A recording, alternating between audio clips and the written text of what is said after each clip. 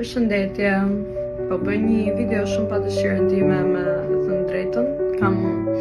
qenë çuditje shumë e ngarkuar emocionalisht për situatën që ndodhi në Big Brother, jo për faktin që u than ato fjalë që u than, se unë nuk kam ndërmend t'i futem ai shtell dhe t'i tregoj njerëzve se kush jam unë, nga çfarë familje vi, çfarë përfaqësoj dhe çfarë edukate kam, dhe me thënë drejtën as nuk dua ta bëj se nuk e ndjej të nevojshme t'ja vërtetoj veten time askujt, po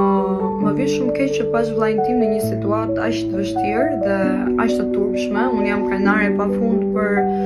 mënyrën si ai zgjodhi ta përballonte situatën dhe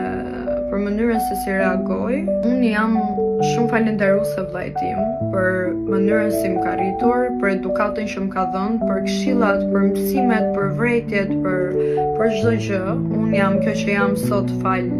ti, edhe fal edukatës që më ka dhënë familja, po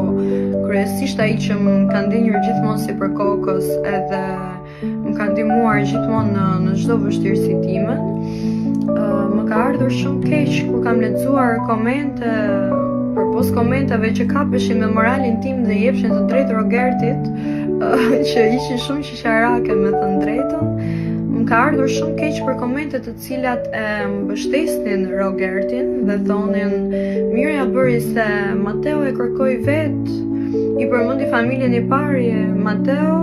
mbrojti dinjitetin e cënuar nga Rogerti të një femre aty brenda. Familjen nuk ja përmendi asnjë moment, thjesht e vuri para përgjegjësisë dhe i tha si do të vinte ty t'ja thonin familjes tënde këto fjalë, sepse dhe ajo vajza për cilën foli Rogerti ka familje jashtë, ka një mama, ka një baba, ka një vlla, por me sa duket shembulli i një djali të kulturuar me edukat të sjellshëm, që di të trajtoj një femër, që di të respektoj një femër, që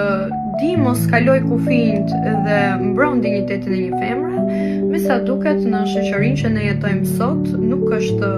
shembulli i përshtatshëm dhe nuk vlerësohet ai sa duhet vlerësohet. Është realisht e turpshme. Për mendimin tim ai njeri nuk meriton të jetë pjesë e atij programi. Shpresoj shumë që këtë herë të merren masa dhe shpresoj shumë që ne si shoqëri të zejmë më një herë mirë dhe mos t'i japim më vlerë antivlerave, po t'i japim realisht vlerën që meriton vlerave të shoqërisë dhe njerëzve që realisht din t'jenë njerëz, përpos të gjithave din t'jenë njerëz dhe kanë dëmshuri, kanë